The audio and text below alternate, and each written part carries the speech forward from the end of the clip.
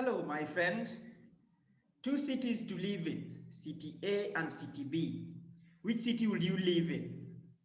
Just be honest with me. Personally, I would love to live in City B, and I've been there for 10 years. But I want to live my life in City A, and you might be wondering why City A? It is because it is in City A where I was born and raised. And it is in that city where my parents could not afford to pay my secondary school fees. Until a scout group called Timu Rafiki from the United Kingdom jumped in to pay my secondary school fees. Growing up, I wanted to be a mechanical engineer because I loved cars. It was so rare to see cars on that City A. So when I saw one, I was like, I wanted to make some of those.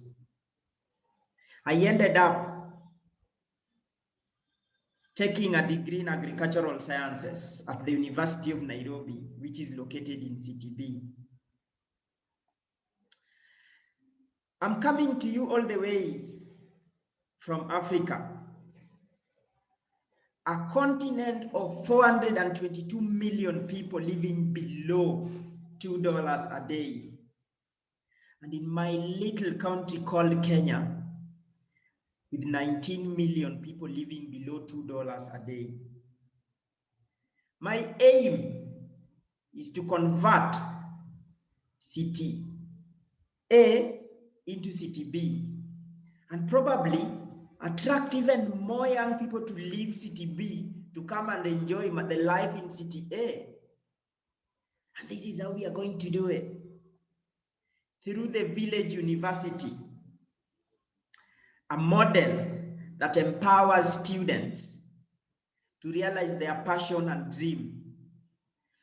Through my 6 years of work experience since I graduated, I've come to discover that what I did in 4 years, I can actually do that in 6 months.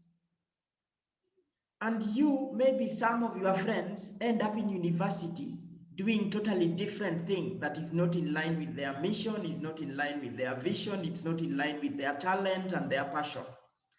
And this might be frustrating or time wasting. Listen, in my country, Kenya, we got 3,500 secondary schools. And in 2019 alone, the schools produced 679,222 KCSE candidates, out of which 171,600 secured loans from Higher Education Loans Board to pursue university education. And out of that, 17,980 graduates secured support in terms of loan to pursue diplomas and certificates in TVET. This then leaves us with 489,000 people. Probably these are young people living in the rural areas. And most likely is that their parents cannot afford to pay quality educations for them. Now, good news. Imagine having volunteer coaches who have already been in the field. Call them professional doers and not professional teachers. Pairing up with these village students and passing on their skills. Imagine the retired professionals. And in every single year, the universities in Kenya churn out over 500,000 graduates with theory skills, which makes them unemployable in the job market. Look, if I was given an option to learn how to farm by getting a volunteer farmer who is a coach and sit in lecture rooms for 4 years learning how to farm, I'll definitely go to a farmer who will teach me how to farm. I want you to think through this. In a county where you come from, how many buses get into the roads and how many actually get off the roads? In my country called Kenya, there is a classic example called Eldoret Express buses. that are now lying on a garage somewhere or in a garden somewhere. Imagine converting those unroadworthy vehicles into digital classrooms where village students can pop in, take their courses, and meet their coaches across the globe.